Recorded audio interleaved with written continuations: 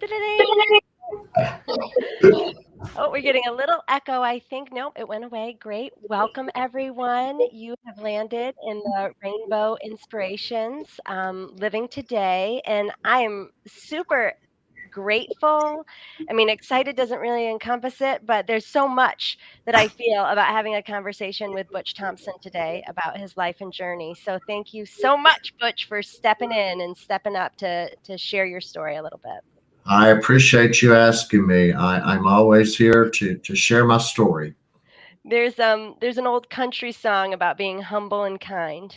And when I think of that song, I think about you because you Oh, are a person that I see as being having true humility and sincere kindness.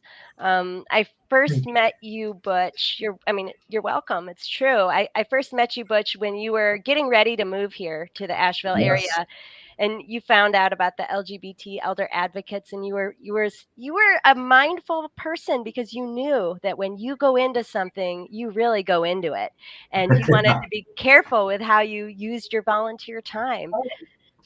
So, Yeah. I actually went around and interviewed different organizations because I wanted to make sure that my time was being spent well, but also that I had something that they might need.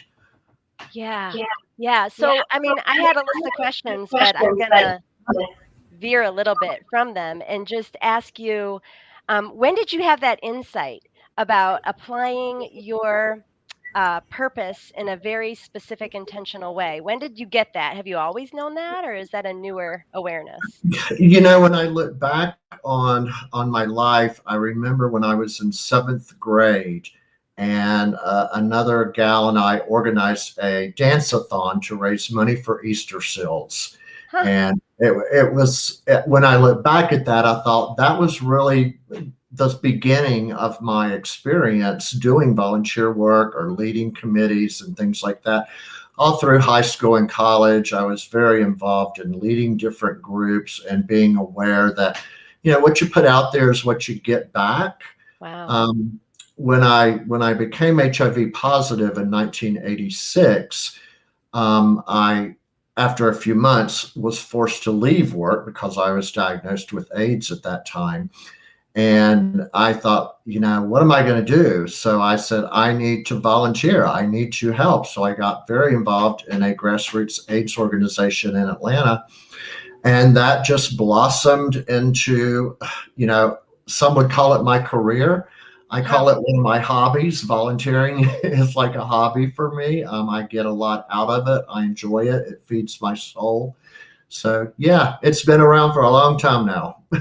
Wow, I love it. Like the Easter seals dance is where Yeah. that was first. Like you notice that you care so much about people and helping people, and then how the diagnosis of being HIV positive, how that opened up a gift in some ways for you and for your community by focusing your efforts. So, what was your career before the volunteer career? What was the profession that you had to sidestep at that time? I graduated from Emory Henry College, and I really thought I was going to go into marketing and advertising, public relations, that type of work. And I did that normal stuff that you do when you get out of college, odd jobs here and there, retail. But it really was when I got involved in HIV and AIDS that I just felt my soul was being rewarded by doing this work and giving selflessly. There's not a lot of money in nonprofit work, that's for sure. But I knew that's where I belonged, and I had always heard if you love what you're doing, the money will follow or the happiness will follow.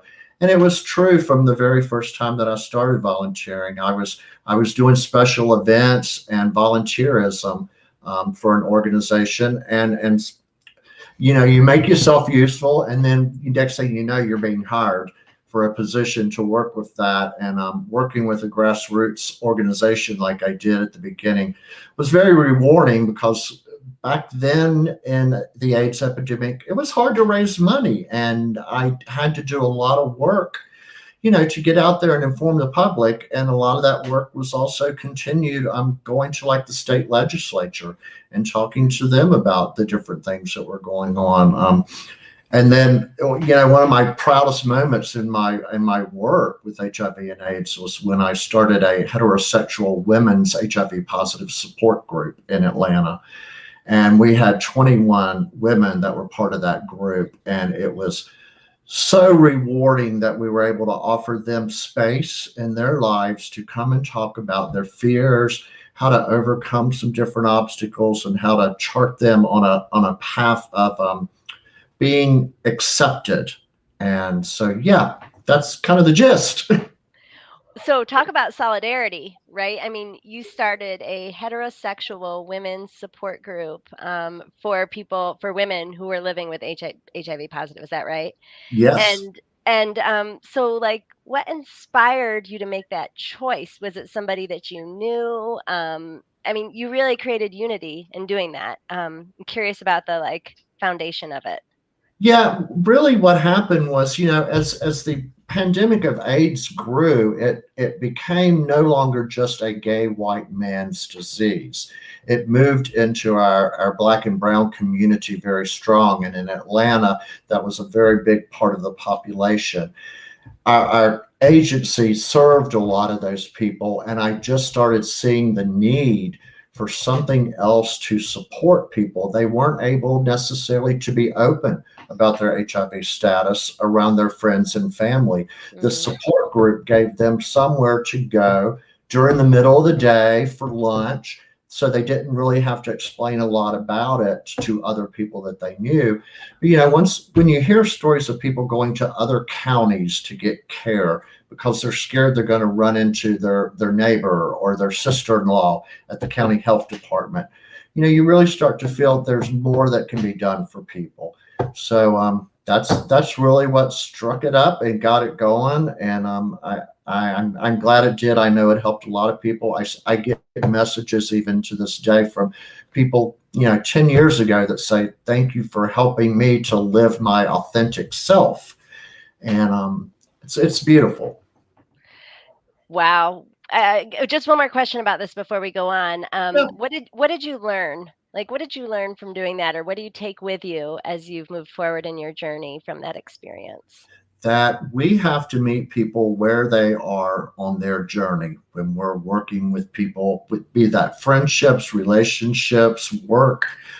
We don't know what other people are going through until we actually sit down and really listen. I used to train peer counselors in Atlanta for HIV, and I would always tell them, you may be hearing things, but listen to what they're saying because there's more of a story behind it. There's something else that we need to be doing for them. So, that's my biggest thing. Meet people where they are on their journey. Sometimes it's not always pretty, but it's okay. You can help them still. Wow, that's a real gem for everybody listening today, and I hope that we can pay it forward in reminding ourselves and each other we really need that lesson now. And we've Yeah. been talking a little bit about the AIDS pandemic, epidemic, and right now we find ourselves in a different but similar time in some ways. Going through a pandemic, I know it's leading us all to have to make difficult decisions, and we're losing people. So, like, what did you learn from the AIDS pandemic that you can see as being helpful now, and what's coming up for you, and what do you see as the kind of relevance of those two experiences? Perseverance. Okay. When I first tested positive for HIV, I was 26 years old. It was in 1986. I had only come out of the closet about a year before that. I lived in a small town, and I knew, the doctor pretty much looked at me and said, "You have AIDS. You need to get your affairs in order." Oh, And I wow. looked at him and I said, "I'm 26. I don't have affairs at this point in life." So it was all about persistence, and it was all about saying, I'm going to get through this. I don't know how. None of us knew how back then. We fought for drugs. And I think that's a lot of what reminds me right now of back then is that, we fought really hard to get medications. We didn't know how they would actually work in the short term or the long term, Oh my but we gosh. needed something to get through the day, just like we needed this vaccine to get us to the next step. And that's what it's all about with everything. You learn over time. I've learned now that some of the medications I took have caused heart problems or other things like that. But I'm okay. I'm still living. I mean, you think about it, I'm going on 61 years old now, and I diagnosed when I was 26. Wow. The majority of people that I associated with during those early years have passed away. And that's a very hard thing to live with, that they refer to it as survivor's guilt. And I do admit, I think I have some of that, and I wonder what is my purpose. But the more I volunteer in life, the more I reach out to people, the more I understand this is my purpose, to give something from me, my knowledge, my time, my help, my money, whatever it be. Just get out there and help people. This COVID situation has taken me back to those years, with all the death, and has presented some mental challenges for me. But I knew that they were present. I addressed them through therapy, and I'm scared still as an individual living with HIV. I'm still a little bit scared of this virus and what it could do to me. But you got to move forward. There's no going back. You got to keep on going forward.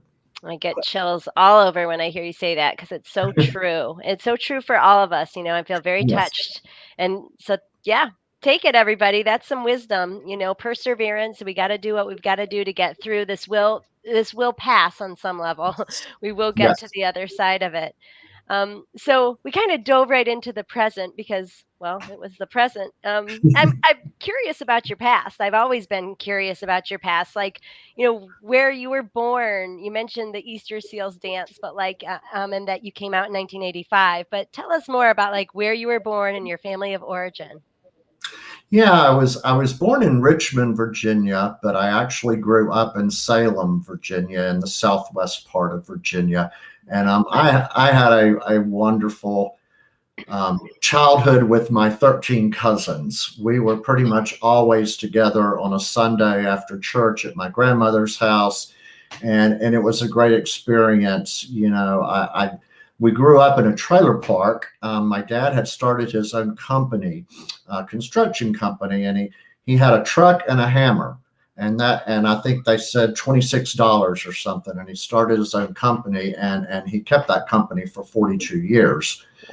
Wow. And so he was a big inspiration of do it yourself. I went to college at Emory Henry College, further in the mountains in Southwest Virginia, and had a beautiful experience, a liberal arts college. Met some of the best people in my life who I remain friends with now. But I always thought you're supposed to go home and take over daddy's business. That was and get married, have children, do that whole scenario. And it was in college that I realized that really wasn't what I wanted to do.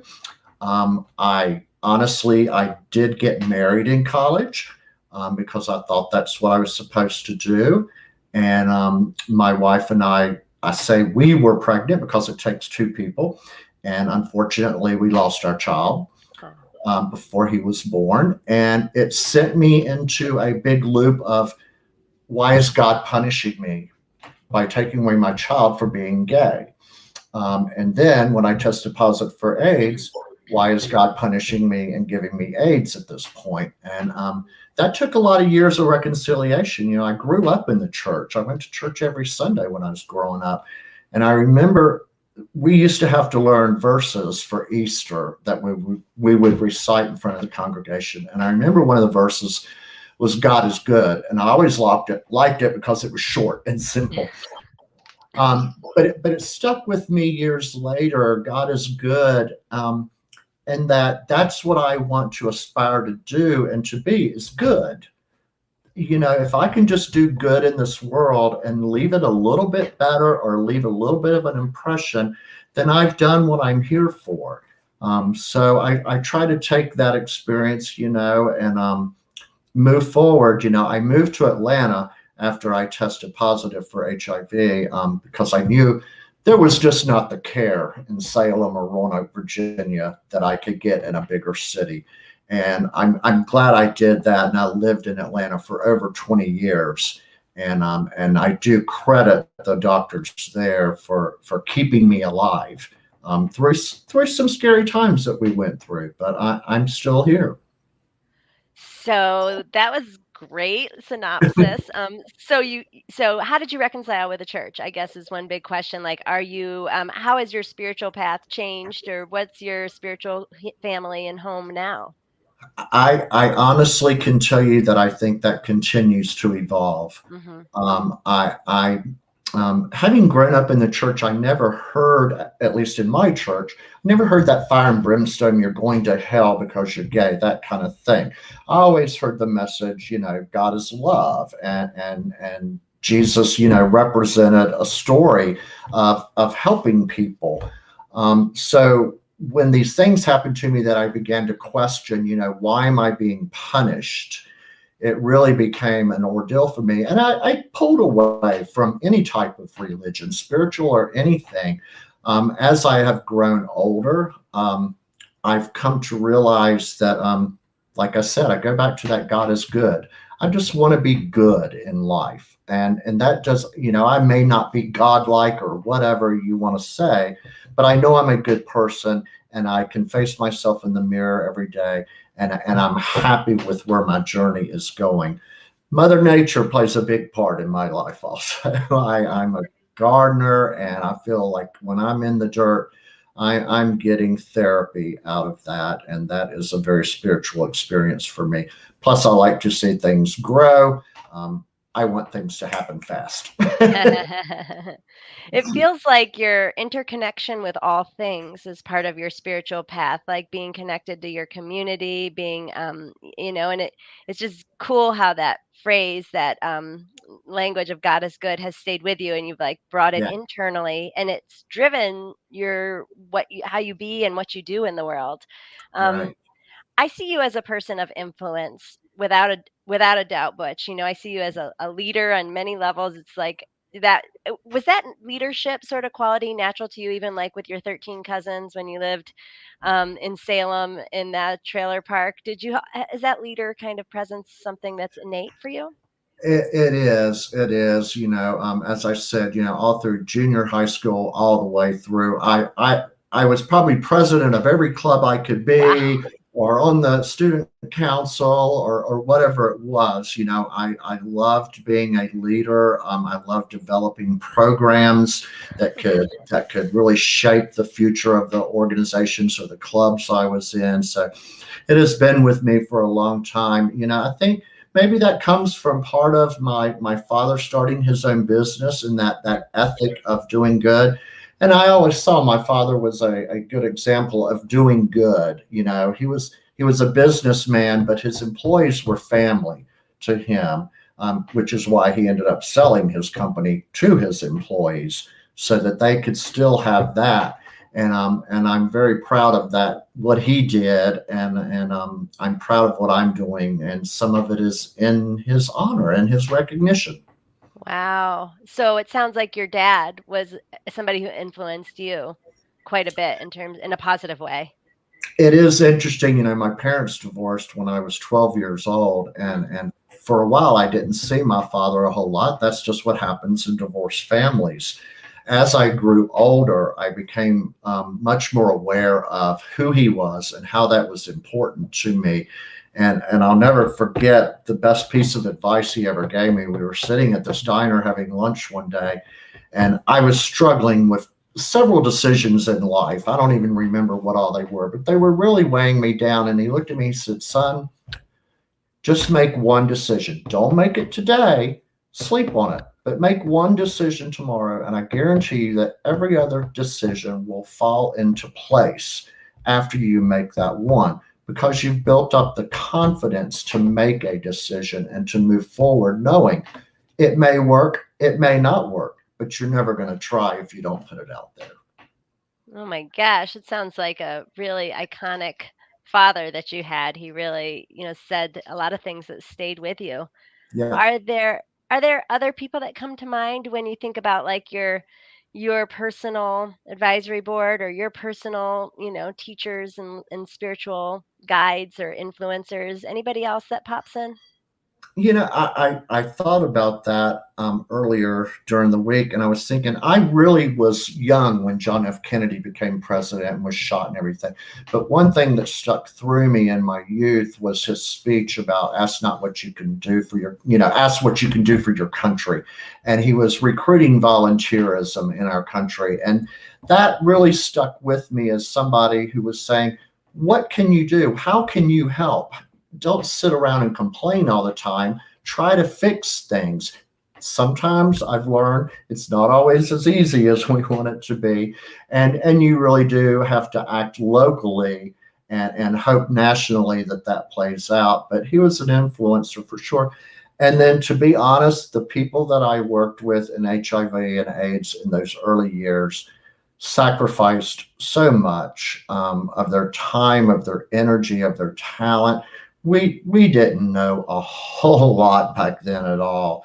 And just to watch the people gain the knowledge and to be secure in telling their stories. It wasn't popular to be HIV positive at all. There were many a times I was banned from this or I was called certain things. But you walk through life and you build a skin that's a little bit stronger over time. And I'm those people really, I think about them a lot. Like I said, most of them have passed away now, but I think about how influential they were in making the movement happen and keeping it going back in the 80s and the 90s.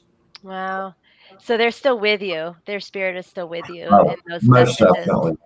One of my mentors would say, "My advisory board in the sky," and I always appreciate that, knowing that that those ones who have influenced us continue to influence us even when they're not physically here. And I'm Yes. so glad that they did, Butch, because it's brought you into our world, Asheville, my life, working in service in our community. And I'm curious, why did you choose Asheville? So you came from Atlanta to Asheville area. What was the Yeah. positive factor there? I was fortunate enough to retire early in life through a series of unfortunate events. Anyway, I was living in Atlanta and I'd lived there, for so long, and I wanted to go. And I thought, where does an older gay man go? And I was said he either goes to Fort Lauderdale or Palm Springs. Well, I didn't want to go to Palm Springs, so I went to Fort Lauderdale. And Okay. after a year in Fort Lauderdale, I realized this is not the place for me. I was involved with a food organization helping people with AIDS in Fort Lauderdale for that whole year I was down there doing work. But I just knew that environment was not where I wanted to be. I wanted to get back up to closer to my roots, but I didn't want to necessarily move to my old hometown. My sister lives in Chattanooga, and she said, how about Asheville? And we ended up just meeting here for a weekend. And I ended up staying 10 extra days. And the one thing that really caught my attention were the people playing music on the corners. It just lifted my spirit to walk around Asheville and hear the music and see the variety of people that lived here. I went home, put my house on the market immediately in Florida and moved up here. And now I've been here 6 years. And I honestly say it was one of the best decisions I ever made in my entire life. I did not know a soul when I moved here, not a single person. And that was scary. But I got Yeah. involved, I got involved with the Gay Men's Chorus very first because I love to sing. And that helped to introduce me to a lot of different people and to get me out in the public. So it's been a great experience. It's kind of like your dad's words of, just make a choice tomorrow and it'll Yes, build your confidence and everything will fall forward from there. So you you made the very much. choice and it was the right choice. Well, bless those buskers. I Yeah, don't think they know that they've influenced probably many good people to come here through the positive energy that they radiate and the music that they share on the streets of Asheville. exactly. That's super cool. And I guess I knew you were a part of the gay men's chorus, but I didn't understand that you are a singer, like that you love to sing, like that it's deeper than that for you, just being, just not just a Yeah. social experience. So yeah, tell me more about your musical Um, world. my grandmother's family is very, or was, they've all passed now, was very musical. I remember my Uncle Tuck actually made a banjo out of the wood from the old church. And I remember growing up, we would go to barns and really, the kids would be climbing all over the hay bales, and all the folks were over there playing country music and stuff. It was a great experience, and a very lovely way to celebrate. My grandmother, all of us cousins went to the same church, and she had all of us in front of the church singing most every Sunday. And she prepared these beautiful little silk robes for us with these big red ties. And I have a picture of my sister and I when we were very young, and we were always singing. My great grandparents, who Wow. took care of me a lot, used to take my sister and I to a nursing home once a month. There would be a service, and my sister and I would sing at the nursing home. And as a child, it was very scary because we were seeing people in wheelchairs and all this. But I look back and I'm very grateful for that experience. I sang in our chorus in high school, and I just love singing. I took piano lessons. You can see my piano behind me. I don't play nearly as often as I should anymore. But every now and then it's just nice to get over there and tickle the ivories a little bit and just relax. Oh, wow. Okay, so this is like that when you talk about your spiritual experience, it sounds like music and the way that connects you with people is a big part of that too. Yeah, and Asheville Gaymen's course was a great experience. When I moved here, I got very involved, which is typical of what I do. My partner recently got me a magnet that says, "Stop me before I volunteer again." Because I once I jump in, I get very involved, and I did that with the Asheville Gaymen's chorus, and helped to bring them up to another level here in Asheville, not just monetarily, but increasing their visibility here. And I decided to step away from the chorus and move into Blue Ridge Pride, because I saw a need there, and I'm very glad that I did that. I still support the chorus, and I still try to toss out ideas to them. But my passion right now is working with Blue Ridge Pride, and especially this program, Generation Plus. And I thank you for your leadership in this area. I mean, it's ironic that we first met talking about, I think we met and talked about Blue Ridge Pride and the LGBT elder advocates, and that wasn't the right time. But when Right. there, but it was the right time when it was the right time, and we needed you to step in to doing exactly what you're doing. You really developed a whole suite of programs and support for people as they age, as the Generation Plus is one slice of the whole work you do as Yeah. president of the board for Blue Ridge Pride. Although you're not an AARP volunteer, you embody, we're partners, we're community partners, Yeah. AARP and Generation Plus. You embody all of those qualities of AARP, that you're empowering people to choose how they live as they age. You're a reflection of that. You volunteer, which is what our whole model is about as well. We also have a saying that possibilities expand as you age. Oh, And yes. so I'm curious, and so you said you're 61, and so what possibilities are expanding for you in the coming years? What do you see for yourself in the future? I have shared this with the Generation Plus committee, and when I first heard the word being elder, and I'm being referred to as an elder, it was like, wait a minute, no way. How did I get here that I'm being called an elder?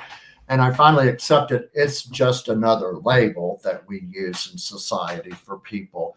But what it has done is it's opened up my vision to what we struggle with as an aging LGBTQ plus society.